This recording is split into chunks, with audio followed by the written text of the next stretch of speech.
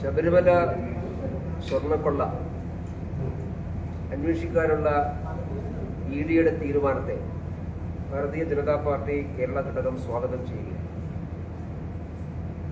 അന്വേഷണ സാധ്യത നേരത്തെ തന്നെ ഇഡി മുമ്പോട്ട് വെച്ചിട്ടുള്ളതായിരുന്നു. പക്ഷേ ഇഡി അന്വേഷണം ആവശ്യമില്ല എന്ന നിലപാടാണ് ദേവസ്വം ബോർഡും സംസ്ഥാന സർക്കാരും സ്വീകരിച്ചിട്ടുള്ളത്. മാത്രമല്ല, സംസ്ഥാന സർക്കാർ ഇക്കാര്യത്തിൽ ഒരു കാരണവശാലും ഇഡി അന്വേഷണം ഉണ്ടാവരുത് എന്ന ആഗ്രഹത്തോടുകൂടി വലിയ വാശിയിലാണ് അന്വേഷണം വേണ്ട എന്ന നിലപാട് സ്വീകരിച്ചത്. കോടതിയിൽ ദേവസ്വം ബോർഡും സംസ്ഥാന സർക്കാരും വാദിച്ചതും ഇഡി അന്വേഷണം ആവശ്യമില്ല എന്നുള്ളതാണ്. പക്ഷേ സംസ്ഥാന സർക്കാരിന്റെയും ദേവസ്വം ബോർഡിന്റെയും വാദമുഖങ്ങളെ തള്ളിക്കൊണ്ടാണ് ഇഡി അന്വേഷണമാവാമെന്ന് കോടതി അഭിപ്രായപ്പെട്ടിരിക്കുന്നു. അതുകൊണ്ട് ശബരിമല കൊള്ളയുടെ സാമ്പത്തികമായിട്ടുള്ള കാര്യങ്ങൾ പുറത്തു വരാൻ ഇഡി അന്വേഷണം കൊണ്ട് സാധിക്കുമെന്നുള്ളതാണ് ബിജെപി വിശ്വസിക്കുന്നത്. മാത്രമല്ല, ഈ കാര്യത്തിൽ ഒരു കേന്ദ്ര ഏജൻസിയുടെ അന്വേഷണം ആവശ്യമുണ്ട് എന്ന രീതിയിലേക്കാണ് ഓരോ ദിവസത്തെയും വാർത്തകൾ നമ്മളെ ബോധ്യപ്പെടുത്തുന്നത്. ഹൈക്കോടതി നിരീക്ഷണത്തിലെ SIT അന്വേഷണം ഫലത്തിൽ അത് അട്ടിമറിക്കപ്പെട്ടിരിക്കുകയാണ്. പത്മകുമാറിന്റെ അറസ്റ്റിന് ശേഷം ആ അന്വേഷണം ഒരു ഇഞ്ച് പോലും മുമ്പോട്ട് പോകുന്നില്ല.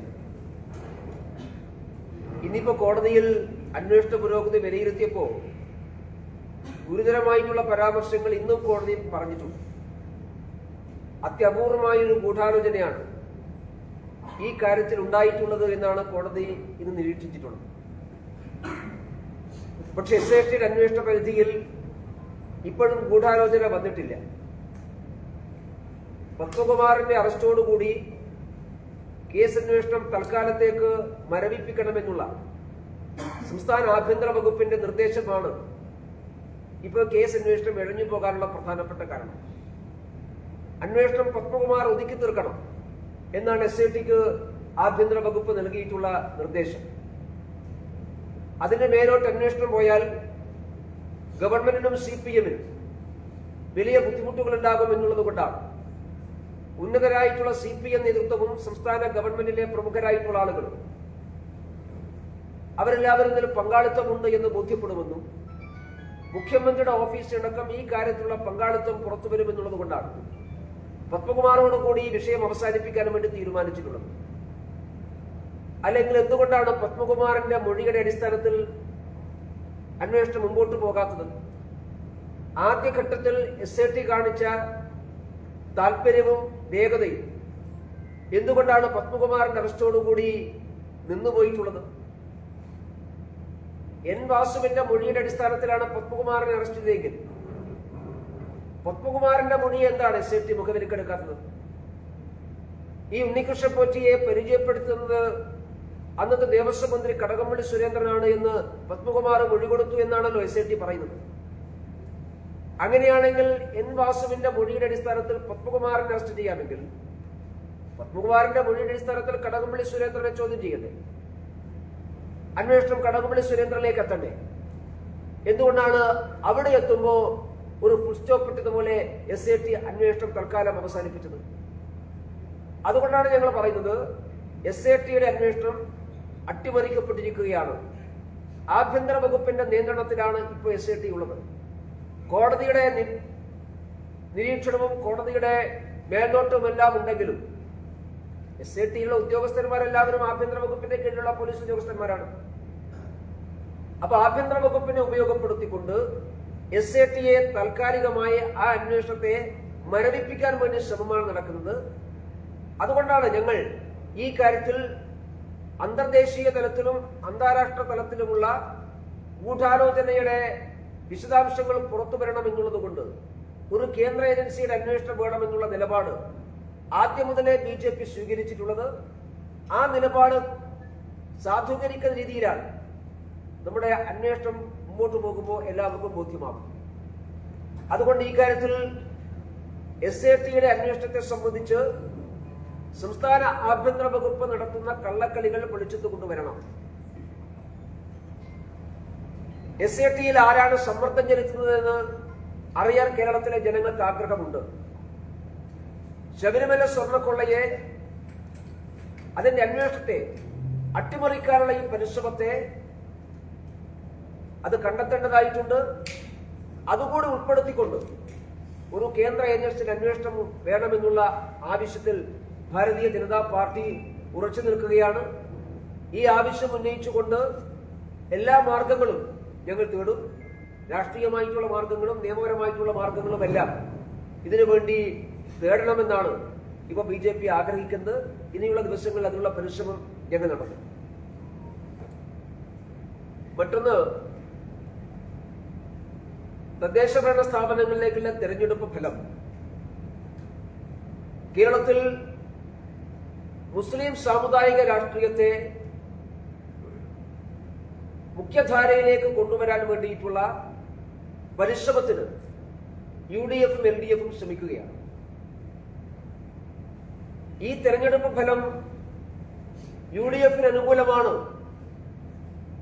എന്നൊരു നെറേറ്റീവ് കോൺഗ്രസിന്റെ നേതാക്കന്മാരും UDF-ന്റെ നേതാക്കന്മാരും മുമ്പോട്ട് വെക്കുന്നുണ്ട്.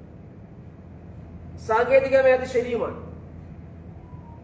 പക്ഷെ കേരളത്തിൽ UDF-ന്റെ രാഷ്ട്രീയം എന്നുള്ളത് മുസ്ലിം സാമുദായിക രാഷ്ട്രീയമായിട്ട് മാറുകയാണ്. ഫലത്തിൽ ജയിച്ചത് കോൺഗ്രസ് ആണോ, ലീഗിനെ മുൻനിർത്തിക്കൊണ്ടുള്ള മുസ്ലിം കോർഡിനേഷൻ ആണോ കേരളത്തിൽ ജയിച്ചിട്ടുള്ളത്?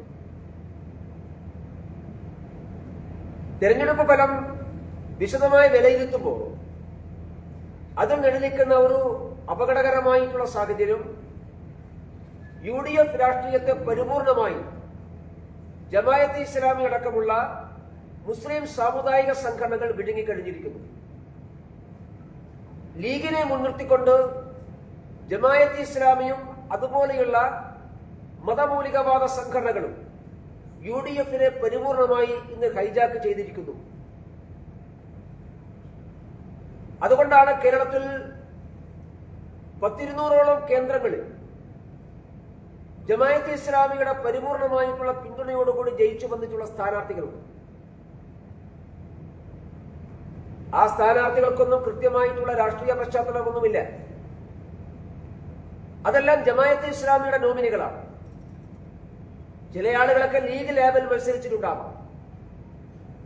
പക്ഷെ വളരെ ബോധപൂർവം കേരളത്തിലെ രാഷ്ട്രീയ രംഗത്തേക്ക് ജമാഅത്തെ ഇസ്ലാമിയെ മുഖ്യധാരയിലേക്ക് കൊണ്ടുവരാനും കേരളത്തിലെ മുസ്ലിം സമൂഹത്തിന്റെ വോട്ട് ബാങ്ക് രാഷ്ട്രീയത്തിന്റെ വിലപേശ ശക്തിയായി ജമാഅത്തെ ഇസ്ലാമിയെ മുൻനിർത്താനും അതിന് രാഷ്ട്രീയ ഗുണം മുസ്ലിം ലീഗ് ഉപയോഗപ്പെടുത്തുകയുമാണ് ചെയ്തിട്ടുള്ളത്. അതുകൊണ്ടാണ് ഞാൻ സൂചിപ്പിച്ചത്, ലീഗിനെ മുൻനിർത്തിക്കൊണ്ട് ജമാഅത്തെ ഇസ്ലാമി ഉപയോഗപ്പെടുത്തിക്കൊണ്ടുള്ള മുസ്ലിം മതമൗലികവാദ സാമുദായിക രാഷ്ട്രീയത്തിലുള്ള ഒരു തുടക്കമായി ഈ തെരഞ്ഞെടുപ്പിനെ മാറ്റാനാണ് ശ്രമിച്ചിട്ടുള്ളത്.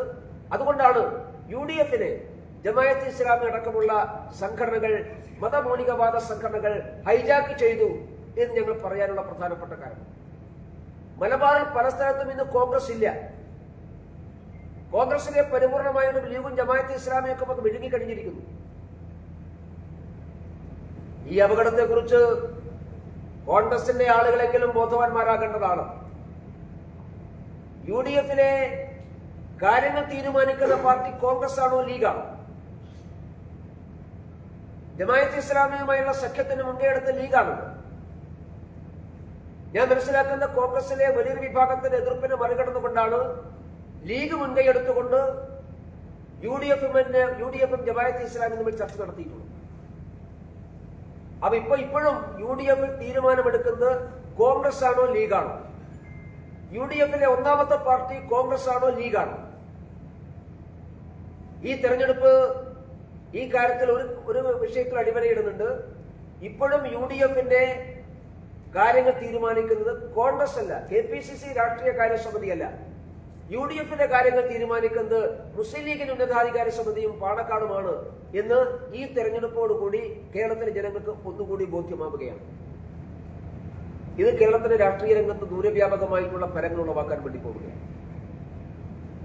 ഇതിനെ ബാലൻസ് ചെയ്യാനാണ് LDF പരിശ്രമിക്കുന്നത്. നിങ്ങൾ തെരഞ്ഞെടുപ്പ് ഫലം വിശദമായി വിലയിരുത്തുമ്പോൾ കാര്യം ബോധ്യപ്പെടും. LDF ജമാഅത്തെ ഇസ്ലാമി കോൺഗ്രസിന്റെ കൂടെ പോയപ്പോ, UDF-ന്റെ കൂടെ പോയപ്പോ അതിനെ ബാലൻസ് ചെയ്യാൻ വേണ്ടി LDF പരിശ്രമിച്ചിരുന്നത് SDP കൂടെ കൂട്ടുക എന്നുള്ളതാണ്. ഈ തെരഞ്ഞെടുപ്പിൽ കേരളത്തിൽ വ്യാപകമായി SDP സഹായം CPM ഉണ്ടായിരുന്നു. LDFന്റെ സഹായത്തോടുകൂടി ജയിച്ചു വന്നിട്ടുള്ള ധാരാളം SDP-ക്കാരുണ്ട്. ചില സ്ഥലത്ത് പരസ്യമാണ്, ചില സ്ഥലത്ത് രഹസ്യമാണ്. SDP നേതാക്കന്മാർ തന്നെ ഈ പ്രാവശ്യം പരസ്യമായി പറഞ്ഞിട്ടുണ്ട് CPM അവരോട് സഹായം ചോദിച്ചിരുന്നു എന്ന്. കഴിഞ്ഞ നിയമസഭാ തെരഞ്ഞെടുപ്പിലും ലോക്സഭാ തെരഞ്ഞെടുപ്പിലും സഹായം ആവശ്യപ്പെട്ടിരുന്നു എന്നവർ പറഞ്ഞിട്ടുണ്ട്. ഇനി അടുത്ത നിയമസഭാ തെരഞ്ഞെടുപ്പ് വരുമ്പോ SDP ഒരു ഘടകകക്ഷിയായി CPM കൂടെ കൂട്ടിയാൽ LDFന്റെ ഒരു ഘടകകക്ഷിയായി SDP ചേർത്താൽ അതുപോലും അത്ഭുതപ്പെടേണ്ട കാര്യമില്ല. അപ്പൊ കേരളത്തിൽ മുസ്ലിം സാമുദായിക രാഷ്ട്രീയത്തെയും മുസ്ലിം തീവ്രവാദ രാഷ്ട്രീയത്തെയും മുൻനിർത്തിക്കൊണ്ട് രാഷ്ട്രീയ കേരളത്തെ മതപരമായി പങ്കിട്ടെടുക്കാൻ വേണ്ടിയിട്ടുള്ള പരിശ്രമമാണ് കോൺഗ്രസ് നടത്തിയിട്ടുള്ളത്, CPM നടത്തിയിട്ടുള്ളത്. അതിന്റെ ഒരു ടെസ്റ്റ് ഡോസ് ആയിരുന്നു, റിഹേഴ്സൽ ആയിരുന്നു ഈ തദ്ദേശഭരണ സ്ഥാപനങ്ങളിലേക്കുള്ള തെരഞ്ഞെടുപ്പ്. ഇത് കേരളത്തിന്റെ രാഷ്ട്രീയ രംഗത്ത് അപകടകരമായിട്ടുള്ള ധ്രുവീകരണം ഉണ്ടാക്കും, അപകടകരമായിട്ടുള്ള ഫലങ്ങൾ ഉളവാക്കും. അതുകൊണ്ട് തെരഞ്ഞെടുപ്പ് രാഷ്ട്രീയത്തിൽ സംഘടിത മതവിഭാഗത്തിന്റെ വോട്ടിനു വേണ്ടി സാമുദായിക ശക്തികളെയും മതമൗലികവാദ ശക്തികളെയും തീവ്രവാദ ശക്തികളെയും പ്രോത്സാഹിപ്പിക്കുന്ന സമീപനത്തിൽ നിന്ന് കോൺഗ്രസും CPM-ഉം വിട്ടുനിൽക്കണം, അതൊരു അവസാനിപ്പിക്കണം. അല്ലെങ്കിൽ കേരളം ഈ മത സാമുദായിക തീവ്രവാദ സംഘടനകളെ നിയന്ത്രണത്തിലാകുമെന്ന അപകടകരമായിട്ടുള്ളൊരു കാര്യം കേരളത്തിലെ മുഖ്യധാര രാഷ്ട്രീയ പാർട്ടികളെ BJP ഓർമ്മപ്പെടുത്തുകയാണ്. ഈ കാര്യത്തിൽ CPM കോൺഗ്രസും നിലപാട് പുനഃപരിശോധിക്കണമെന്ന് BJP ആവശ്യപ്പെടുകയാണ്. ഒരു കാര്യം കൂടി സൂചിപ്പിക്കാനുണ്ട്. ചലച്ചിത്രമേളയിൽ ചില ചിത്രങ്ങൾ പ്രദർശിപ്പിക്കാതിരുന്നതുമായി ബന്ധപ്പെട്ട് മുഖ്യമന്ത്രി കഴിഞ്ഞ ദിവസം നടത്തിയിട്ടുള്ള പ്രസ്താവന അങ്ങേയറ്റം അപക്വമായിട്ടുള്ളതാണ്, ജനങ്ങളെ തെറ്റിദ്ധരിപ്പിക്കുന്നതിന് തുല്യമാണ്. ഇന്നിപ്പോ ചലച്ചിത്രമേളയുടെ സംഘാടകർ തന്നെ എന്തുകൊണ്ടാണ് ആ ചിത്രങ്ങൾ പ്രദർശിപ്പിക്കാതിരുന്നത് എന്ന് കൃത്യമായി പറഞ്ഞിട്ടുണ്ട്. അപ്പോ ഇന്നലെ കേരളത്തിലെ ജനങ്ങളുടെ മനസ്സിൽ വിഷലിപ്തമായിട്ടുള്ള പ്രസ്താവന നടത്തി ആളുകളെ തെറ്റിദ്ധരിപ്പിക്കാൻ വേണ്ടി പരിശ്രമിച്ച മുഖ്യമന്ത്രി കേരളത്തിലെ ജനങ്ങളോട് മാപ്പ് പറയണമെന്ന് BJP ആവശ്യപ്പെടുകയാണ്. ഒരു ഗവൺമെന്റ് എടുക്കുന്ന നയപരമായിട്ടുള്ള തീരുമാനത്തെ, ആ തീരുമാനത്തിന്റെ വിശദാംശങ്ങൾ എന്താണെന്ന് നമുക്കറിയില്ല. അതറിയുന്ന മുഖ്യമന്ത്രിക്കാണ്. അതറിഞ്ഞുകൊണ്ട് ആളുകളെ തെറ്റിദ്ധരിപ്പിക്കുന്ന രീതിയിൽ ഒരു സാമുദായിക കളർ ചേർത്തുകൊണ്ട് ഈ വിഷയത്തെ ജനങ്ങളുടെ മനസ്സിൽ തെറ്റിദ്ധരിപ്പിക്കാനാണ് മുഖ്യമന്ത്രി ശ്രമിച്ചിട്ടുള്ളത്. ഇന്നിപ്പോ മേളയുടെ സംഘാടകന്മാരായിട്ടുള്ള ആളുകൾ എന്താണ് സംഭവിച്ചത് കൃത്യമായിട്ട് പറഞ്ഞു. അതിന്റെ പശ്ചാത്തലത്തിൽ കഴിഞ്ഞ ദിവസങ്ങൾ മുഖ്യമന്ത്രിയും ഒരു വിഭാഗം മന്ത്രിമാരുമെല്ലാം നടത്തിയിട്ടുള്ള പരാമർശങ്ങൾ പിൻവലിക്കണം. അത്തരം വിവാദപരമായ വിഷലിപ്തമായിട്ടുള്ള പരാമർശം നടത്തിയതിന് മുഖ്യമന്ത്രി കേരളത്തിലെ ജനങ്ങളോട് മാപ്പ് ചോദിക്കണമെന്ന് കൂടി BJP ആവശ്യപ്പെടുകയാണ്. എന്തുകൊണ്ട് ഇത്രയും ഈ അന്വേഷണം വൈകാൻ കാരണം? കേന്ദ്ര ഏജൻസിയുടെ അന്വേഷണം BJP നേരത്തെ ആവശ്യപ്പെടുന്നു. അത് എന്തുകൊണ്ട് ഇത്രയും വൈകാൻ കാരണം എന്താണ്? കേന്ദ്ര ഏജൻസി അന്വേഷിക്കണമെങ്കിൽ ഒന്നുകിൽ കോടതി പറയണം, അല്ലെങ്കിൽ സംസ്ഥാന സർക്കാർ പറയണം. കാരണം അതല്ലാതെ കേന്ദ്ര ഏജൻസിക്ക് നേരിട്ട് അന്വേഷിക്കാനുള്ള പരിമിതികളുണ്ട്. അങ്ങനെ നേരിട്ട് അന്വേഷിക്കാൻ പറ്റുന്ന ഏജൻസി ED ആണ്. അതുകൊണ്ട് ED സ്വമേധയാ കേസെടുത്തിട്ടുണ്ട്. ബാക്കി ഈ കാര്യത്തിൽ അഴിമതിയുടെ എലിമെന്റാണ് ഉള്ളത്. അത് അന്വേഷിക്കേണ്ടത് CBI പോലെയുള്ള ഏജൻസികളാണ്.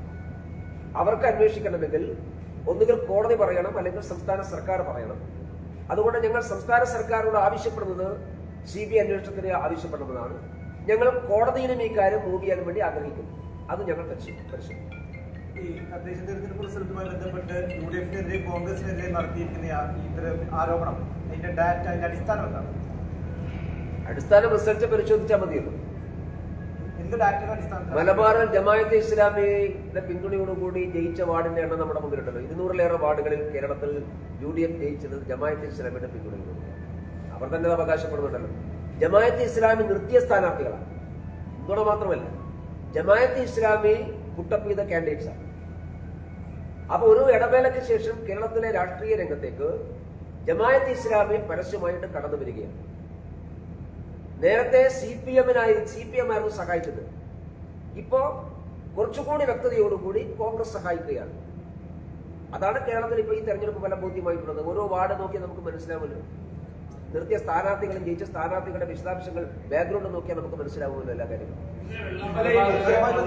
അതുമായി ബന്ധപ്പെട്ട ചോദ്യം കൂടി, അതായത് ഈ ഇപ്പൊ നേരത്തെ പറഞ്ഞു ജമാഅത്ത് ഇസ്ലാമിയുടെ പിന്തുണ, ഇതുമായി ബന്ധപ്പെട്ട് തെരഞ്ഞെടുപ്പ് പ്രചരണ വേളയിൽ തന്നെ പലതരത്തിലുള്ള വിവാദങ്ങളും ഇത്തരത്തിലുള്ള ആരോപണങ്ങളും ഉയർന്നിരുന്നു. അപ്പോൾ തന്നെ UDF നേതൃത്വവുമായി ബന്ധപ്പെട്ട് കോൺഗ്രസ് അതിന് വ്യക്തത വരുത്തിയിരുന്നു. ജമാഅത്ത് ഇസ്ലാമിയുമായി ഒരു വെൽഫെയർ പാർട്ടിയുമായി ഒരു തരത്തിലുമുള്ള സഹകരണം ഇല്ല, പക്ഷേ ആരുടെ വോട്ട് കിട്ടിയാലും സ്വീകരിക്കും എന്നുള്ളതാണ് നയമെന്ന് പത്രസമ്മേളനത്തിൽ പറയുന്നല്ലോ ഫീൽഡിലെ യാഥാർത്ഥ്യം. നമ്മളെല്ലാവരും തെരഞ്ഞെടുപ്പ് രംഗത്ത് ഫീൽഡിലുള്ളതാണ്. മത്സരിച്ച സ്ഥാനാർത്ഥികളെ നമുക്കറിയാം. ജമാഅത്ത് ഇസ്ലാമി എന്ത് ചെയ്യുന്നു അറിയാം. ജമാഅത്ത് ഇസ്ലാമിയുടെ സ്ഥാനാർത്ഥികളെ അറിയാം. അവർ ജയിച്ചതും നമുക്കറിയാം. ഒരു ജമാഅത്ത് ഇസ്ലാമി പുട്ടപ്പ് ചെയ്യുന്ന സ്ഥാനാർത്ഥികൾ അവർ മത്സരിക്കുന്നു. അവർ UDFന്റെ സഹായത്തോടുകൂടി ജയിക്കുന്നു. UDF സ്ഥാനാർത്ഥിക്ക് വേണ്ടി ജമാഅത്ത് ഇസ്ലാമി പരസ്യമായി രംഗത്തിറങ്ങുന്നു. ഇതാണല്ലോ വാസ്തവം. ആകെയുള്ള വ്യത്യാസം UDFന്റെ ഘടകകക്ഷിയായിട്ട് ജമാഅത്ത് ഇസ്ലാമി മാറിയിട്ടില്ല എന്നേ. അത് ലീഗിനെ മുൻനിർത്തിക്കൊണ്ടാണ്. അത് വളരെ കൗശലപൂർവ്വമായിട്ടുള്ള ശ്രമമാണ്. ഞാൻ പറഞ്ഞല്ലോ, കേരളത്തിൽ ഇപ്രാവശ്യം ശ്രമിക്കുന്നത് ഇതിനു വേണ്ടിയിട്ടുള്ളതാണ്. ജമാഅത്ത് ഇസ്ലാമി പറഞ്ഞു നിൽക്കുകയും മുസ്ലിം ലീഗിനെ മുൻനിർത്തുകയും ഒരു മുസ്ലിം കോർഡിനേഷൻ ഉണ്ടാക്കുകയും അങ്ങനെ കേരളത്തിൽ സാമുദായികമായിട്ടുള്ള സമുദ്രിതാവസ്ഥ നഷ്ടപ്പെടുത്താനുള്ള ശ്രമമാണ് നടത്തിയിട്ടുള്ളത്. അതിന്റെ ധാരാളം ഉദാഹരണങ്ങൾ കേരളത്തിൽ ഈ തെരഞ്ഞെടുപ്പ് ഫലത്തോടുകൂടി പുറത്തു വന്നിട്ടുണ്ട്. ഈ മലബാറില് ഈ UDF അനുകൂലമായിട്ടുള്ള ഒരു മുസ്ലിം ഏകീകരണം അല്ലെങ്കിൽ മുസ്ലിം വോട്ടുകളുടെ ഏകീകരണം സംഭവിച്ചിട്ടുണ്ട് എന്ന് പറയപ്പെടുന്നുണ്ട്. അതിന് കാരണമായിട്ട് ചൂണ്ടിക്കാണിക്കുന്നത് വെള്ളാപ്പള്ളി നടേശൻ അടക്കമുള്ള ആളുകളുടെ ചില പ്രസ്താവനകളാണ് എന്ന് പറയുന്നത്. അങ്ങനെ BJP വിശ്വസിക്കുന്നുണ്ടോ? ആരുടെയെങ്കിലും പ്രസ്താവന കൊണ്ട് ഏകീകരണത്തിന് വിധേയമാക്കുന്ന ഒരു സമൂഹമാണോ കേരളത്തില് മുസ്ലിം സമൂഹം എന്ന് ഞാൻ വിശ്വസിക്കുന്നില്ല. മുസ്ലിം ഏകീകരണത്തിനുള്ള ബോധപൂർവമായ ശ്രമം ഉണ്ടായിരുന്നു, അത് സത്യമാണ്. ആ ശ്രമത്തിന് പുറകിൽ SDPയും ജമാഅത്തെ ഇസ്ലാമും അവരതിന് എന്തെല്ലാം ഉപയോഗിച്ചു നമുക്കറിയില്ല, പലതും ഉപയോഗിച്ചിട്ടുണ്ടാകും. പക്ഷേ കേരളത്തിലെ മുസ്ലിം ഏകീകരണത്തിന് വേണ്ടി ജമാഅത്തെ ഇസ്ലാമി SDP നടത്തിയുള്ള പരിശ്രമത്തെ കോൺഗ്രസും CPM കൂട്ടുന്നു എന്നുള്ളതാണ് ഞങ്ങളുടെ ആരോപണം. അതവർ ചെയ്യാൻ പാടില്ല. ഇന്നലെ വെള്ളാക്ഷേത്ര വാർത്താ സമ്മേളനത്തിൽ BDJS അവർണരെ ആയതുകൊണ്ട് സവർണ വിഭാഗത്തിനുള്ളവർ വോട്ട് ചെയ്യില്ല എന്ന് വ്യക്തമായിട്ടുള്ളൊരു പ്രസ്താവന നടത്തി. അതെന്തുകൊണ്ട് നിങ്ങളുടെ കക്ഷിയായിട്ടുള്ള BDJSല് ഒരു വിഭാഗം ഇടതുപക്ഷത്തോടൊപ്പം പോകാൻ ആഗ്രഹം പ്രകടിപ്പിക്കുന്നു, മറ്റൊരു വിഭാഗം BJPയോട് പോകാൻ നിൽക്കുന്നു എന്നുമാണ് ഇന്നലെ വെള്ളാപ്പള്ളി നടേശൻ മാധ്യമങ്ങളോട് പറഞ്ഞത്. BDJSന്റെ NDAയുമായിട്ടുള്ള ചില അസ്വാരസ്യങ്ങൾ, സീറ്റ് വിഭജനവുമായി ബന്ധപ്പെട്ട അസ്വാരസ്യങ്ങൾ നേരത്തെ തദ്ദേശ തെരഞ്ഞെടുപ്പിന് മുന്നേ തന്നെ ചർച്ചയായതാണ്. അപ്പോ ഈ വെള്ളാപ്പള്ളി നടേശന്റെ തന്നെ ഇടതുപക്ഷത്തോടുള്ള ഒരു ആഭിമുഖ്യം യഥാർത്ഥത്തിൽ BDJSനും NDAയ്ക്കും ഇടയിൽ ഒരു പ്രശ്നമാകും.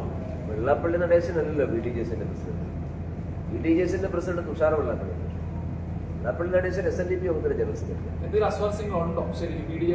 ഈ തെരഞ്ഞെടുപ്പിൽ NDAക്ക് വേണ്ടി എന്റെ ഏറ്റവും വലിയ ക്യാമ്പയിൻ നടത്തിയ തുഷാർ വെള്ളാപ്പള്ളിയാണല്ലോ. തിരുവനന്തപുരം മുതൽ എല്ലാ ജില്ലകളിലും യാത്ര ചെയ്തിട്ടുള്ള വ്യക്തിയാണ് തുഷാർ വെള്ളാപ്പള്ളി. BJPയുടെ സംസ്ഥാന പ്രസിഡന്റ് യാത്ര ചെയ്തതിനേക്കാൾ കൂടുതൽ ഈ തെരഞ്ഞെടുപ്പിൽ NDAക്ക് വേണ്ടി ക്യാമ്പയിനിങ് നടത്തിയ തുഷാർ വെള്ളാപ്പള്ളിയാണ്. തെരഞ്ഞെടുപ്പ് ഫലത്തിൽ പ്രതിഫലിക്കുന്നത് വിശദമായി പരിശോധിക്കേണ്ടതാണ്. ഞാൻ പറഞ്ഞ അസ്വാരസ്യത്തിന്റെ കാര്യമാണ്. BJPയിൽ തൃപ്തരാണ്. ഞങ്ങൾക്ക് അഭിപ്രായ വ്യത്യാസം.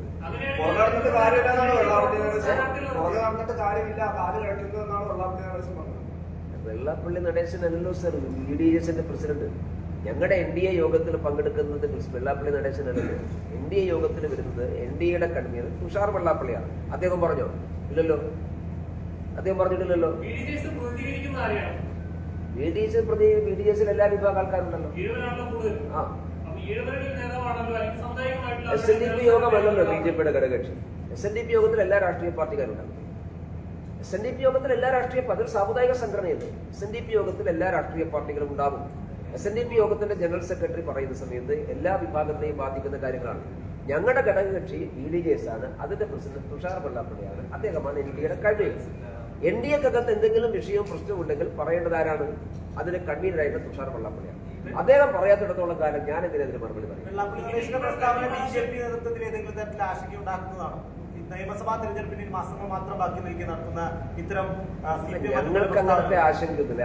എല്ലാ സാമുദായിക സംഘടനാ നേതാക്കന്മാർക്കും അവരുടെ അഭിപ്രായം സ്വതന്ത്രമായി പറയാൻ അവകാശമുണ്ട്. ഞങ്ങൾ വെള്ളാപ്പള്ളി നടേശനെ കാണുന്നത് കേരളത്തിലെ ഏറ്റവും വലിയ സാമുദായിക സംഘടനയുടെ ജനറൽ സെക്രട്ടറി ആയിട്ടാണ്. അദ്ദേഹം പറയുന്ന പ്രസ്താവനകളിൽ ഞങ്ങൾക്ക് എന്തെങ്കിലും പ്രയാസമുണ്ടെങ്കിൽ ഞങ്ങൾ അദ്ദേഹത്തോട് സംസാരിക്കും. അദ്ദേഹം ആർക്കെങ്കിലും ഏതെങ്കിലും ഒരു വിഭാഗത്തിന് വേണ്ടി സംസാരിക്കുന്ന വ്യക്തിയാണല്ലോ SNDP ജനറൽ സെക്രട്ടറി. ഇങ്ങനെ വരുമ്പോഴാണ് കഴിഞ്ഞ തദ്ദേശ തെരഞ്ഞെടുപ്പിൽ പോലും മുന്നണിക്ക് പുറത്തു നിന്ന് BDJS സ്ഥാനാർത്ഥികൾ സ്വതന്ത്രമായി സ്ഥാനാർത്ഥി അങ്ങനെ നിർത്താതിരിക്കുവാൻ വേണ്ടി അല്ലെങ്കിൽ മറ്റൊരു എംപിക്ക് വേണ്ടിയുള്ള ചർച്ചകൾ BJP നടത്തിയും സംസ്ഥാന അധ്യക്ഷൻ തന്നെ നേരിട്ടെത്തി നടത്തിയും. പക്ഷെ അതിനുശേഷം അവർ ആ സ്ഥാനാർത്ഥികൾ സ്വീകരിച്ചില്ല. അവർ തെരഞ്ഞെടുപ്പിനെ അഭിമുഖീകരിക്കുകയാണ് ചെയ്യുന്നത്. അപ്പൊ ഒരു പ്രശ്നമില്ലെങ്കിൽ അല്ല, അതൊക്കെ മുന്നണിക്കകത്ത് സൗഹൃദ മത്സരം ഉണ്ടാവും. നിങ്ങൾ മനസ്സിലാക്കേണ്ട ഒരു കാര്യം, ഈ തെരഞ്ഞെടുപ്പിൽ സ്ഥാനാർത്ഥി നിർണയം പൂർത്തിയാക്കി എല്ലാത്തിനും ശേഷം ഞങ്ങളുടെ തെരഞ്ഞെടുപ്പ് ക്യാമ്പയിനിങ്ങിന്റെ ലീഡർഷിപ്പ് ആരായിരുന്നു? ഞങ്ങളുടെ തെരഞ്ഞെടുപ്പ് ക്യാമ്പയിനിന്റെ ലീഡർഷിപ്പ് NDAയുടെ ചെയർമാൻ ആയിട്ടുള്ള രാജീവ് ചന്ദ്രശേഖരും അതിന്റെ കൺവീനർ തുഷാർ വെള്ളാപ്പള്ളിയും അവർ ഒരുമിച്ചാണ് എല്ലാ ജില്ലകളും യാത്ര ചെയ്തിട്ടുള്ളത്. ഏറ്റവും കൂടുതൽ ജില്ലകളിൽ പരിപാടി പങ്കെടുക്കുന്നത് തുഷാർ വെള്ളാപ്പള്ളിയാണ്. പിന്നെ നിങ്ങൾ ഈ പറയുന്ന അസ്വാരസ്യത്തിന് പ്രസക്തിയാണ്. നേതാക്കൾക്കിടയിലുള്ള ഈ ഒത്തൊരുമയൊന്നും താഴെ തട്ടിലേക്ക് ഉണ്ടാകുന്നില്ല എന്നാണ് അണികൾക്കിടയിലുള്ള സംസാരമാണ് പൊതുവെ കേൾക്കുന്നത്. ഞങ്ങൾക്ക് അഭിപ്രായം ഏത് അണികൾക്കാണ് അഭിപ്രായം എനിക്കറിയും. നമ്മളൊരു അണിയാണല്ലോ. NDA BDJS ഒരു വിഭാഗം അതൃപ്തിയിലാണ് എന്നുള്ളതാണ് വെള്ളാപ്പള്ളി നടേശന്റെ പ്രസ്താവനയുടെ ആകത്തുക. അത് അംഗീകരിക്കുന്നുണ്ടോ?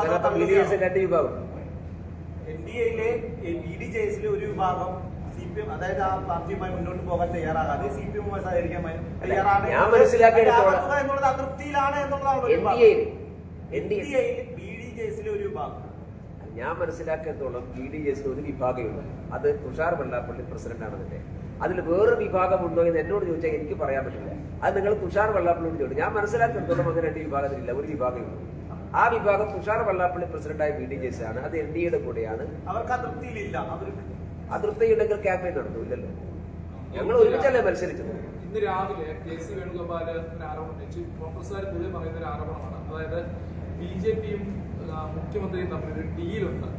അതിന്റെ ഏറ്റവും വലിയ തെളിവാണ് ഏറ്റവും ഒടുവിൽ നടന്ന ഈ നമ്മുടെ വൈസ് ചാൻസലർ നിയമനവുമായി ബന്ധപ്പെട്ട ചർച്ച. മുഖ്യമന്ത്രിയും ഗവർണറും ചർച്ച ടെൻഷൻ ഉണ്ടായി.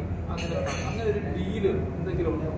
ഒരു സംസ്ഥാനത്തിന്റെ മുഖ്യമന്ത്രിയും ഗവർണറും ചർച്ച ചെയ്യുന്ന ഡീലിന്റെ അടിസ്ഥാനത്തിൽ അങ്ങനെയാണെങ്കിൽ കോൺഗ്രസ് ഭരിക്കുന്ന സംസ്ഥാനങ്ങളിൽ അവിടുത്തെ ഗവർണറായിട്ട് മുഖ്യമന്ത്രി ചർച്ച നടത്തുന്നല്ലോ. കർണാടക ഗവർണറായിട്ട് സിദ്ധരാമയ്യ ചർച്ച നടത്തിയ ഡീലാണ്. ഈ KC വേണുഗോപാലൊക്കെ 10 കൊല്ലം പ്രതിപക്ഷത്തിരുന്നപ്പോൾ സ്ഥലജല വിഭ്രാന്തിയാണ്. അതിന്റെ കാര്യമാണ്. അധികാരം നഷ്ടപ്പെട്ടു പോകുമ്പോൾ അസ്വസ്ഥതയാണ്. പറയുന്നൊരു സാമാന്യ യുക്തിയും ബോധവുമുണ്ട്. ഡീല് ആര് തമ്മിലാണ്? ഡീല് കേരളത്തിൽ CPM കോൺഗ്രസ് തമ്മിലാണ്. ഞങ്ങളെ തോൽപ്പിക്കാൻ എത്ര സ്ഥലത്താണ് ഇവർ കൂടിച്ചേർന്ന് ഞങ്ങളെ തോൽപ്പിച്ചിട്ടുള്ളത്? കേരളത്തിലെ ഏതാണ്ട് 3000-ലേറെ വാർഡുകളിൽ ഞങ്ങൾ നിങ്ങൾക്ക് ഡാറ്റ തരാം. 3000-ലേറെ വാർഡുകളിൽ കേരളത്തിൽ BJPയെ തോൽപ്പിക്കാൻ NDAയെ തോൽപ്പിക്കാൻ വേണ്ടി കോൺഗ്രസ് CPM-നും CPM കോൺഗ്രസിന് വോട്ട് കുറച്ചു കൊടുത്തിട്ടുണ്ട്. രണ്ട് പ്രധാനപ്പെട്ട രാഷ്ട്രീയ പാർട്ടികൾ ഒരു നാണവും ഇല്ലാതെ BJPയെ തോൽപ്പിക്കാൻ വേണ്ടി വോട്ട് മറിച്ചു കൊടുത്തവരാണ്. അവർ തമ്മിലാണ് ഡീല്. ഈ ആലപ്പുഴ ജില്ലയിൽ ഞങ്ങളെ തോൽപ്പിക്കാൻ വേണ്ടി എത്ര സ്ഥലത്ത് CPM കോൺഗ്രസിനെ സഹായിച്ചിട്ടുണ്ട്, കോൺഗ്രസ് CPM-നെ സഹായിച്ചിട്ടുണ്ട്. നിങ്ങൾക്ക് അതിനെ അന്വേഷിച്ച് അറിയാമല്ലോ. എന്നിട്ട് പരസ്യമായിട്ട് BJPയെ തോൽപ്പിക്കാൻ ഡീൽ ഉണ്ടാക്കിയിട്ട് പുറത്തു വന്ന് പറയുക. അപ്പൊ KC വേണുഗോപാൽ സ്വന്തം ആലപ്പുഴ ജില്ലയിലെ കാര്യം മാത്രം നോക്കിയാൽ മതി ആര് തമ്മിൽ ഡീലെന്ന് മനസ്സിലായി. അതിൽ KC വേണുഗോപാൽ എടുത്തു പറഞ്ഞ മറ്റൊരു കാര്യം, ആദ്യം ഗവർണർ നിയമിക്കാതിരുന്ന ആളെ തന്നെ പിന്നീട് മുഖ്യമന്ത്രിയുമായി ചർച്ചയ്ക്ക് ശേഷം PC ആക്കുന്നു എന്നുള്ളതാണ്. ആദ്യം ഇല്ലാത്ത എന്ത് യോഗ്യതയാണ് ഈ ചർച്ചയ്ക്ക് ശേഷം ഗവർണർക്ക് കണ്ടെത്താൻ കഴിഞ്ഞത് എന്നുള്ളതാണ്. അത് ഗവർണറല്ലേ ചോദിക്കുന്നത്. എനിക്ക് യോഗ്യത അറിയില്ല എന്നുള്ളതാണ്. അത്തരം യോഗ്യത പിന്നീട് വരുന്നതും ചർച്ചയ്ക്ക് ശേഷം നിയമിക്കുന്നതും ഒരു ഡീലിന്റെ ഭാഗമാണ്. അത് 4 കാര്യങ്ങൾ എടുത്തു പറഞ്ഞാണ് KC വേണുഗോപാൽ എന്ന് അത് പറഞ്ഞത്. ഒന്നാമത്തെ വിഷയം ദേശീയപാതയുമായി ബന്ധപ്പെട്ട്, രണ്ടാമത്തെ കാര്യം ലേബർ കോഡുമായി ബന്ധപ്പെട്ട്, മൂന്നാമത്തെ കാര്യം PM ശ്രീയുമായി ബന്ധപ്പെട്ട്, നാലാമത്തെ കാര്യം ഏറ്റവും ഒടുവില്ല കേരളത്തിലെ യൂണിവേഴ്സിറ്റികളുമായി ബന്ധപ്പെട്ട്. കോൺഗ്രസ് ഭരിക്കുന്ന സംസ്ഥാനങ്ങളിൽ PSC നടപ്പിലാക്കിയത് ഡീലിന്റെ അടിസ്ഥാനത്തിൽ. ഈ KC വേണുഗോപാൽ വിചാരിക്കുന്നത് ഈ രാജ്യത്തെ ജനങ്ങളുടെ പൊട്ടന്മാരാണ്. കോൺഗ്രസ് ഭരിക്കുന്ന സംസ്ഥാനങ്ങളിൽ PSC നടപ്പിലാക്കിയിട്ടുണ്ട്. അത് ഡീലാണോ? വേണുഗോപാൽ പറയട്ടെ. ലേബർ കോഡിനെ കോൺഗ്രസ് ഗവൺമെന്റുകൾ അനുകൂലിച്ചിരിക്കുന്നുണ്ടല്ലോ. ഡീലാണോ? അപ്പൊ ഇതൊക്കെ ആളുകളെ ഡീൽ എന്നുള്ളത് കോൺഗ്രസും CPM ഞാൻ പറഞ്ഞല്ലോ, അവർ ഒരു മുന്നണിയുടെ ഭാഗമാണ്. അവർക്ക് എന്തെങ്കിലും പ്രശ്നമുണ്ടെങ്കിൽ അവർ ഇന്ത്യ മുന്നണിയിൽ ചർച്ച ചെയ്യട്ടെ. KC വേണുഗോപാലും MA ബേബിയും മാസത്തിൽ ഒരു പ്രാവശ്യം ഒരുമിച്ചിരിക്കുന്നുണ്ടല്ലോ. ഇതൊക്കെ അവിടെ ചർച്ച ചെയ്ത് പരിഹാരം ഉണ്ടാക്കിയാൽ പോരെ. അത് അവിടെ പരിഹരിക്കാത്തവര് മുന്നണിയുടെ ഭാഗമാണ്, അവരെ പരിഹരിച്ചോട്ടെ. ഞങ്ങൾക്ക് ഗവർണർ എടുക്കുന്ന തീരുമാനങ്ങളിൽ BJPക്ക് റോളൊന്നുമില്ല. ഗവർണറും മുഖ്യമന്ത്രിയും ഒരു സംസ്ഥാനത്തിന്റെ ഭരണത്തലവന്മാരാണ്. അവർ നല്ല രീതിയിലുള്ള അഭിപ്രായ സമന്വയത്തോടുകൂടി പോകണമെന്നുള്ള അഭിപ്രായമാണ് ഞങ്ങൾക്കുള്ളത്. പാലക്കാട് അടക്കമുള്ള നഗരസഭകളിലെ BJP അധികാരത്തിൽ ഒഴിവാക്കാൻ മുസ്ലിം ലീഗിന്റെ നേതൃത്വത്തിൽ അതാണല്ലോ ഞാൻ നേരത്തെ പറഞ്ഞത്. ജനവിധി അട്ടിമറിക്കാൻ വേണ്ടി കോൺഗ്രസും CPM ഒരുമിക്കുകയാണ്. പ്രാദേശിക ഭരണസമിതികൾ സാധാരണ ഏറ്റവും കൂടുതൽ സീറ്റുകൾ കിട്ടിയിട്ടുള്ള പാർട്ടിയും മുന്നണിയും ഭരിക്കുക എന്നുള്ളതാണ് സാമാന്യമായിട്ടുള്ള രീതി. അതില് നമ്മുടെ സാധാരണ നിലക്ക് നമ്മുടെ നിയമസഭയിലോ ലോകസഭയിലോ ചെയ്യുന്നത് പോലെ ഭൂരിപക്ഷം തെളിയിക്കേണ്ട ആവശ്യമൊന്നും പ്രാദേശിക ഭരണസമിതിയിൽ പഞ്ചായത്ത് രാജ് നഗരപാലിക നിയമം അനുസരിച്ചില്ല. ആ നിയമത്തിൽ ഏറ്റവും കൂടുതൽ സീറ്റ് കിട്ടിയിട്ടുള്ള, ഏറ്റവും കൂടുതൽ വോട്ട് കിട്ടിയിട്ടുള്ള ആളുകൾ സ്വാഭാവികമായിട്ടും ചെയർമാനും മേയറൊക്കെ ആവും. അത് ഏറ്റവും സീറ്റ് BJPക്ക് കിട്ടുമ്പോൾ അതിനെ അട്ടിമറിക്കാൻ വേണ്ടി CPM കോൺഗ്രസും ഒരുമിക്കാൻ വേണ്ടി പോകുന്നു എന്നുള്ളത് ജനവിധി അട്ടിമറിക്കാനുള്ള ശ്രമമാണ്. അതാണ് ഇപ്പൊ കേരളത്തിലുള്ളത്. BJP ഒരു കാരണവശാലും വാർഡിൽ ഞങ്ങളെ തോൽപ്പിക്കാൻ നോക്കി, അത് അതിജീവിച്ച് ഞങ്ങൾ ജയിച്ചു വന്നു. ഇപ്പൊ മേലെ എത്തിയപ്പോ അവിടെയും തോൽപ്പിക്കാൻ വേണ്ടി ശ്രമിക്കുകയാണ്. അത് നടക്കട്ടെ. തിരുവനന്തപുരത്ത് മേയറെ എന്ന് പ്രഖ്യാപിക്കും എന്നുള്ളതാണ്. 26-ാം തീയതി ഇലക്ഷനുണ്ട്. അതിന് പ്രഖ്യാപിക്കും. പ്രഖ്യാപിക്കും. പല പേരുകളും സജീവമായുണ്ട്. പ്രധാനമന്ത്രി എത്തുമെന്ന് കേൾക്കുന്നു തിരുവനന്തപുരത്ത്. മേയർ സ്ഥാനത്തെത്തുന്നു. അത് ഈ 40 ദിവസത്തിനുള്ളിൽ അത് വരും. പ്രധാനമന്ത്രി വരും. കാരണം പ്രധാനമന്ത്രിക്ക് തിരുവനന്തപുരത്തെ കൂടെ നല്ല താല്പര്യമുണ്ട്. ഈ തെരഞ്ഞെടുപ്പിന് ശേഷം നമ്മൾ ഒരു കണക്കെടുത്തോ എത്ര ശതമാനം വോട്ട് നമുക്ക് വർധനമുണ്ടായിട്ടുണ്ട്, അത്തരത്തിലുള്ള കണക്കുമല്ലോ എടുത്തു കഴിഞ്ഞു. ഞങ്ങൾക്ക് 2025 അപേക്ഷിച്ച് നല്ല വർധനമുണ്ടായി. ഞങ്ങളുടെ വോട്ടിംഗ് പെർസെന്റേജ് വർദ്ധിച്ചിട്ടുണ്ട്, സീറ്റുകൾ എണ്ണം വർദ്ധിച്ചിട്ടുണ്ട്. അതുപോലെ തന്നെ ഞങ്ങള് ചെറിയ വോട്ടുകൾക്ക് തോറ്റിട്ടുള്ള ഒരു 50 വോട്ടുകൾ താഴെ തോറ്റിട്ടുള്ള ധാരാളം വാർഡുകളുണ്ട്. CPM കോൺഗ്രസും ഒരുമിച്ച് ഞങ്ങളെ തോൽപ്പിച്ചിട്ടുള്ള വാർഡുകളുണ്ട്. അപ്പൊ ഞങ്ങൾ ഈ തെരഞ്ഞെടുപ്പ് ഫലത്തെ പോസിറ്റീവായിട്ടാണ് കാണുന്നത്. ഒന്ന്, കേരളത്തിൽ ഭാവിയിൽ രൂപം കൊള്ളാൻ വേണ്ടി പോകുന്ന ഒരു സഖ്യമാണ് ഇന്ത്യ സഖ്യം. ഇപ്പോ അതിന് ആശയപരമായിട്ടുള്ള യോജിപ്പുകൾ അവിടെയും ഇവിടെയും ഒക്കെയാണ് ഉള്ളത്. പക്ഷെ അടുത്ത നിയമസഭാ തെരഞ്ഞെടുപ്പ് മുതൽ കേരളത്തിൽ ഇന്ത്യ സഖ്യം പരസ്യമായിട്ട് ഒരു പ്ലാറ്റ്ഫോമിൽ മത്സരിക്കുമെന്ന് ഞങ്ങൾക്ക് നല്ല ദൂരക്കാഴ്ചയുണ്ട്. അങ്ങനെ ഭാവിയിൽ രൂപപ്പെടാൻ വേണ്ടി പോകുന്ന ഇന്ത്യ സഖ്യത്തെയും മറികടക്കാൻ ഞങ്ങൾക്ക് സാധിക്കും എന്ന് ഈ പ്രാവശ്യം ഒരുപാട് വാർഡുകൾ ഞങ്ങൾ തെളിയിച്ചിട്ടുണ്ട്. ഒരുപാട് വാർഡുകളിൽ CPM കോൺഗ്രസും ഒരുമിച്ച് നിന്നും ഞങ്ങൾ അവരെ ഓവർകം ചെയ്ത് ജയിച്ചിട്ടുണ്ട്. അതൊരു കോൺഫിഡൻസ് ആണ് ഞങ്ങൾക്ക്. ആ കോൺഫിഡൻസിന്റെ അടിസ്ഥാനത്തിലാണ് ഞങ്ങൾ ഇനിയുള്ള നിയമസഭാ തെരഞ്ഞെടുപ്പിന് വേണ്ടിയുള്ള തയ്യാറെടുപ്പുകൾ ഞങ്ങൾ നടത്താൻ.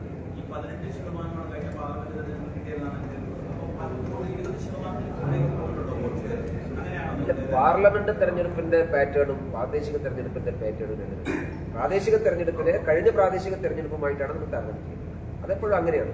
നിയമസഭയെ നിയമസഭയായിട്ടും പാർലമെന്റിനെ പാർലമെന്റായിട്ടും പ്രാദേശിക തെരഞ്ഞെടുപ്പിനെ പ്രാദേശിക തെരഞ്ഞെടുപ്പുമായിട്ടാണ് താരതമ്യം ചെയ്യുന്നത്. പ്രതീക്ഷിച്ച മുന്നേറ്റം ഉണ്ടായിട്ടുണ്ടോ? പ്രതീക്ഷിച്ച മുന്നേറ്റം എന്ന് പറഞ്ഞാൽ ഞങ്ങൾക്ക് കുറെ കൂടി ജയിക്കണം എന്നൊക്കെ ആഗ്രഹം ഉണ്ടായിരുന്നു. നമ്മുടെ കാര്യമില്ലല്ലോ. പക്ഷെ കഴിഞ്ഞ പ്രാവശ്യത്തെക്കാൾ ഞങ്ങൾ വളരെ ബഹുദൂരം മുമ്പോട്ട് പോയി.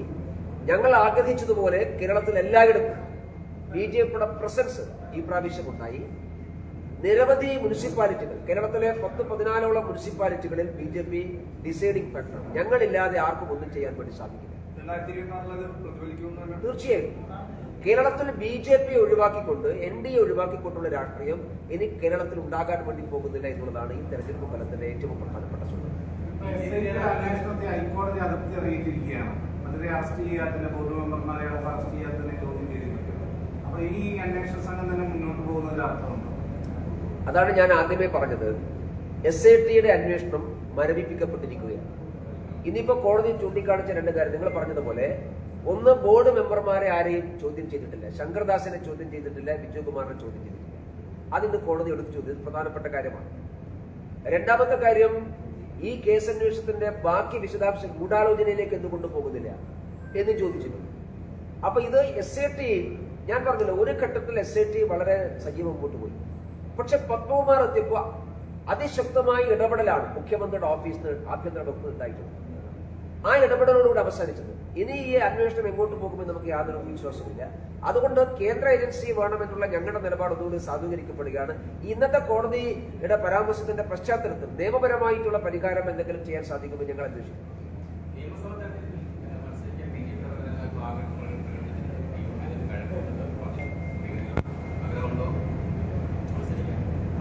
ആഗ്രഹിക്കണ്ടേ? പിന്നെ എല്ലാ BJP നേതാക്കന്മാരും ആഗ്രഹിക്കും. നിയമസഭയിൽ പിന്നെ BJP നേതാക്കന്മാർ ആഗ്രഹിക്കാതെ എങ്ങനെ മത്സരിക്കുക? ഇപ്പം BJP ഒറ്റകക്ഷിയായി നിലവിൽ പഞ്ചായത്ത് ഞാനോ യാത്രകൾ ഞാൻ നിങ്ങളോട് പറയുന്നില്ല, ഞാൻ പറയേണ്ട സ്ഥലത്ത് പറഞ്ഞല്ലോ. തൃപ്പൂണിത്തുറ നഗരസഭയിൽ ബിജെപി ഉണ്ടായ വലിയൊരു മുന്നേറ്റം രണ്ട് മുന്നണികളിൽ ഏറെക്കാലമായിട്ട് എൽഡിഎഫിൽ വലിയ അപമാനം ഉണ്ടായിരുന്ന ഒരു നഗരസഭയാണ്. അപ്പോൾ ഈ തിരുവനന്തപുരത്തിന് ശേഷം അല്ലെങ്കിൽ പാലക്കാട് തൃശ്ശൂരിനൊക്കെ ശേഷം തൃപ്പൂണിത്തുറ മധ്യകേരളത്തിൽ കുറച്ചുകൂടി പെൻട്രേറ്റ് ചെയ്യുകയാണ് ബിജെപിക്ക് സാധിക്കുന്നത്. അപ്പോൾ യഥാർത്ഥത്തിൽ നേരത്തെ എൽഡിഎഫിന്റെ ഭാഗമായിട്ടുണ്ടായിരുന്ന നേതാക്കൾ പ്രത്യേകിച്ചും ജില്ലാ സെക്രട്ടറി അടക്കം ഉയർത്തിയ ഒരു ആരോപണം എന്ന് പറഞ്ഞാൽ മറ്റിടങ്ങളിൽ നിന്ന് വോട്ടേഴ്സിനെ അവിടെ നേരത്തെ മുതൽ താമസിപ്പിക്കുകയും അതായത് വോട്ട് ജോലി ആരോപണം എന്ന് പറയാൻ തക്ക വിധത്തിലുള്ള ഒരു ആരോപണം കൂടുതൽ അതെ എഫ് സെക്രട്ടറി അടക്കം PC സെക്രട്ടറി അടക്കം അത് പറഞ്ഞിരുന്നു. അപ്പൊ സതീഷ് അടക്കം അത് ഉന്നയിക്കുകയും ചെയ്തിരുന്നതാണ്. BJPക്ക് നേരെയുള്ള ഒരു ആക്രമണമായിട്ടാണ് അത് ഉന്നയിച്ചത്. സുഹൃത്തെ, ഞാൻ തൃപ്പൂണിത്തുറ മുനിസിപ്പാലിറ്റി LDF ഭരിച്ചുകൊണ്ടിരുന്ന മുനിസിപ്പാലിറ്റി, അവിടെ വോട്ടർ പട്ടികയിൽ പേര് ചേർക്കുന്ന സമയത്ത് വെളിയിൽ നിന്ന് ആളെ കൊണ്ടുവന്ന് വോട്ട് ചേർക്കുന്ന സമയത്ത് ഇവർ കണ്ടിരുന്നു. ഇവർ ആ സമയത്ത് എന്ത് ചെയ്യുന്നു? ആ സമയത്ത് പരാതി കൊടുത്താൽ അത് ഡിലീറ്റ് ചെയ്യുന്നു. വെറുതെ ആൾക്കാർക്ക് ബോധ്യപ്പെടാത്ത കാര്യങ്ങൾ പറയുകയാണ്. പ്രാദേശിക തെരഞ്ഞെടുപ്പിൽ എല്ലാ സ്ഥലത്തും തെരഞ്ഞെടുപ്പ് നടക്കുകയാണ്. പിന്നെ ആരെ വെളിയിൽ നിന്ന് കൊണ്ടുവരാനാണ്? ഇത് കൊണ്ടുവന്നിട്ടുണ്ടെങ്കിൽ അത് ഡിലീറ്റ് ചെയ്യിക്കണമായിരുന്നു. ഞങ്ങളായിരുന്നു വെളിയിൽ നിന്ന് കൊണ്ടുവന്നത്. സമാനമായ കാര്യം പാലക്കാട് സംഭവിച്ചിട്ടുണ്ട്. വോട്ടർ പട്ടികയിൽ പേര് സമാനമായ കാര്യം പാലക്കാട് നഗരസഭയിലും എവിടെ വെളിയിൽ കൊണ്ടുവന്നു? പാലക്കാട് നഗരസഭയിൽ മൊത്തത്തില് വോട്ട് ചേർത്തു എന്ന് പറയുന്ന ഒരാൾ വോട്ട് ചേർക്കില്ലേ? വോട്ട് ജോലിക്ക് സമാനമായിട്ടുള്ള രീതിയിലുള്ള വോട്ട് ചേർക്കൽ, വോട്ട് ജോലി. ഈ വോട്ട് ജോലി എന്ന് പറഞ്ഞാൽ എന്താണ്? എനിക്ക് മനസ്സിലാക്കുന്നത് എന്തായി വോട്ട് ജോലി? അത് രാഹുൽ ഗാന്ധി ഉത്തരം പറഞ്ഞിട്ടില്ല. എന്താണ് വോട്ട് ജോലി? വോട്ട് ചേർക്കലാണോ വോട്ട് ജോലി? ആളുകൾ വോട്ട് ചെയ്യലാണോ വോട്ട് ജോലി? എന്താണ് വോട്ട് ജോലി? വെട്ടിമാറ്റൽ പ്രൂഫില്ലാത്ത വെട്ടിമാറ്റും. നിങ്ങൾക്ക് വോട്ട് പിന്നെ ഡിലീഷൻ എന്നുള്ള ഓപ്ഷൻ തന്നെയാണ് വോട്ടർ പട്ടികയിൽ. എന്തിനാ ഡിലീഷൻ? നിങ്ങൾ ഒരാളെ വോട്ട് ചെയ്താൽ ആ വോട്ടർ പട്ടികയിൽ പേര് ചേർക്കുന്ന ഒരാളെ സംബന്ധിച്ചിടത്തോളം മതിയായ പ്രൂഫ് ഹാജരാക്കുന്നുണ്ടെങ്കിൽ ഡിലീഷൻ നമ്മൾ കൊടുക്കും, ഡിലീറ്റ് ചെയ്യും. ഞങ്ങൾ എത്ര വോട്ട് ഡിലീറ്റ് ചെയ്തിട്ടുണ്ട്? കോൺഗ്രസ് ഡിലീറ്റ് ചെയ്യും, CPM ഡിലീറ്റ് ചെയ്യും. അവരെ വോട്ട് ഡിലീറ്റ് ചെയ്യലാണ് ഞങ്ങളുടെ ജോലി, ഞങ്ങളുടെ വോട്ട് ഡിലീറ്റ് ചെയ്യലാണ് അവരുടെ ജോലി. ഞങ്ങൾ ജോലി വൃത്തിയായി ചെയ്യും. കോൺഗ്രസ് ആ ജോലി CPM ചെയ്യുന്നത് ഞങ്ങളെ കുറ്റപ്പെടുത്തുന്ന കാര്യം. അത് BJP കുറ്റപ്പെടുത്തുകയാണ്. പ്രതീക്ഷിച്ച ഒരു വിജയം ബിജെപി ഉണ്ടായില്ല എന്നൊരു പൊതുവായിട്ടൊരു വിലയിരുത്തൽ. തൃശ്ശൂരിൽ ശരിക്കും ഈ സുരേഷ് ഗോപിയുടെ ഒരു ഓറയൊന്നും ബിജെപിക്ക് വേണ്ട രീതിയിൽ ഗുണം ചെയ്തില്ല എന്നാണ് രാഷ്ട്രീയ പ്രശ്നം ഉണ്ടാവുന്നത്. അല്ല, തൃശ്ശൂരില് കഴിഞ്ഞ പ്രാദേശിക തെരഞ്ഞെടുപ്പിനേക്കാൾ BJP മുമ്പോട്ട് പോയിട്ടുണ്ട്. അത് കോർപ്പറേഷനിൽ മുമ്പോട്ട് പോയിട്ടുണ്ട്. ഞങ്ങളവിടെ 8 സീറ്റുകൾ ജയിക്കുകയും 8 സീറ്റിൽ ചെറിയ വോട്ടിനാണ് ഞങ്ങൾ പരാജയപ്പെട്ടു പോയിട്ടുള്ളത്. തൃശ്ശൂർ ജില്ലയിൽ തന്നെ തൃശ്ശൂർ കോർപ്പറേഷന് പുറത്ത് പഞ്ചായത്തുകൾ CPM കോൺഗ്രസും ഒരുമിച്ച് നിന്നിട്ടാണ് ഞങ്ങൾക്ക് 4 പഞ്ചായത്തിന്റെ ഭരണം ഞങ്ങൾക്ക് നഷ്ടപ്പെട്ടത്. ചെറിയ വ്യത്യാസം, ഒരു സീറ്റിനൊക്കെ വ്യത്യാസം. ചില സ്ഥലത്ത് ടാലിയാണ്. അത് CPM കോൺഗ്രസും ഒരുമിച്ച് നിൽക്കാം. അതുകൊണ്ട് അങ്ങനെ ഒരു ശ്രമം നടന്നിട്ടുണ്ട്. പക്ഷേ ഞങ്ങൾക്ക് കഴിഞ്ഞ പാർലമെന്റ് തെരഞ്ഞെടുപ്പിൽ കിട്ടിയിട്ടുള്ള ഒരു ഹൈപ്പ് ഇപ്രാവശ്യം എന്തായാലും കിട്ടില്ലല്ലോ, എല്ലാവർക്കും അറിയാം. ഞങ്ങളും പ്രതീക്ഷിച്ചിട്ടില്ല. പാർലമെന്റ് തെരഞ്ഞെടുപ്പിന് ഒരു പാറ്റേൺ അല്ല നിയമസഭാ പ്രാദേശിക തെരഞ്ഞെടുപ്പിലുണ്ടാകുന്നത്. അപ്പൊ അത് ഓവർകം ചെയ്യാൻ ഞങ്ങൾ പരിശ്രമിക്കും. നിയമസഭാ തെരഞ്ഞെടുപ്പ് ഞങ്ങൾ ശ്രമിക്കും. തൃശ്ശൂർ കേന്ദ്രീകരിച്ച് പ്രാദേശികമായി സുരേഷ് ഗോപിയുടെ നേതൃത്വത്തിൽ വലിയ പ്രചരണം നടത്തിയത് കലിന്ത് സംവാദങ്ങളൊക്കെ വളരെ താഴെത്തട്ടിൽ പ്രാദേശികമായി നടത്തിയ പരിപാടികളാണ്. ഈ തദ്ദേശ തെരഞ്ഞെടുപ്പ് മുന്നിൽ കണ്ടു തന്നെയായിരുന്നു അത്തരം പരിപാടികൾ ഉണ്ടായിരുന്നത്. അപ്പോൾ അത്തരം വ്യക്തിപ്രഭാവം, സുരേഷ് ഗോപിയുടെ വ്യക്തിപ്രഭാവം, ഒപ്പം തന്നെ ഈ താഴെത്തട്ടിൽ നടത്തിയ പ്രചരണവും അത് വിജയിച്ചില്ല എന്നുള്ളതാണോ തൃശ്ശൂരിൽ ഉണ്ടായ ഒരു വളർച്ച, പ്രതീക്ഷ വളർച്ച ഉണ്ടാകുന്നത്? അല്ല, അദ്ദേഹത്തിന് വ്യക്തിപ്രഭാവം ഉണ്ടാവുമല്ലോ. വ്യക്തിപ്രഭാവം അദ്ദേഹം മത്സരിക്കപ്പെടില്ല. ഈ കരിമ്പ് സംവാദങ്ങൾ എന്ന് പറയുമ്പോൾ ഉള്ളിലൊക്കെ വെച്ച് നടന്ന കരിമ്പ് സംവാദങ്ങൾ ശരിക്കും ബിജെപിക്ക് തിരിച്ചു കൊടുക്കുന്ന സ്ഥിതിവിശേഷം വലിയ ഉണ്ടായിട്ടുണ്ട്. പലരും എടുത്തും ഈ സുരേഷ് ഗോപിയുടെ ഒരു പെരുമാറ്റം ജനങ്ങളോടുള്ള മറ്റ് രാഷ്ട്രീയ നേതാക്കളെ വെച്ച് അപേക്ഷിക്കുമ്പോൾ കുറച്ച് വ്യത്യസ്തമാണെന്ന് ഇതുവരെയുള്ള വിലയിരുത്തലുകളെല്ലാം മനസ്സിലായിട്ടുണ്ട്. അത് നിങ്ങൾ കൊടുക്കുന്ന ഒരു നെറേറ്റീവാണ്. ഈ സുരേഷ് ഗോപി എന്ത് ചെയ്താലും അതിലൊരു ദുഷ്ടലാക്കി കാണലാണല്ലോ കേരളത്തിൽ. സുരേഷ് ഗോപിയെ നിങ്ങൾക്ക് എല്ലാവർക്കും അറിയാം. പക്ഷെ അദ്ദേഹം എന്തെങ്കിലും എന്ന് പറഞ്ഞാൽ അതിന് ദുഷ്ടലാക്കി കണ്ട് അതിനെങ്ങനെ വക്രീകരിക്കാം എന്നുള്ളതാണ് ശ്രമിക്കുന്നത്. ഇതിപ്പോ കുറെ നാളെ നമ്മൾ കാണുകയാണ്. ഇപ്പൊ അത് കേട്ട് കേരളത്തിലെ ആളുകൾക്ക് പരിചിതമായി. സുരേഷ് ഗോപിക്ക് തൃശ്ശൂരിനെ സംബന്ധിച്ചിടത്തോളം തൃശ്ശൂർ ജനങ്ങൾ സുരേഷ് ഗോപിയുടെ കൂടെയാണ് ഇപ്പോൾ. അതടുത്ത പ്രാവശ്യം പാർലമെന്റ് തെരഞ്ഞെടുപ്പ് കഴിയുമ്പോൾ നിങ്ങൾക്ക് കാണുന്നത്. പാർലമെന്റ് തെരഞ്ഞെടുപ്പ് വേറെ, പഞ്ചായത്ത് തെരഞ്ഞെടുപ്പ് വേറെ, രണ്ടാണ്. ഓക്കെ, സന്തോഷം.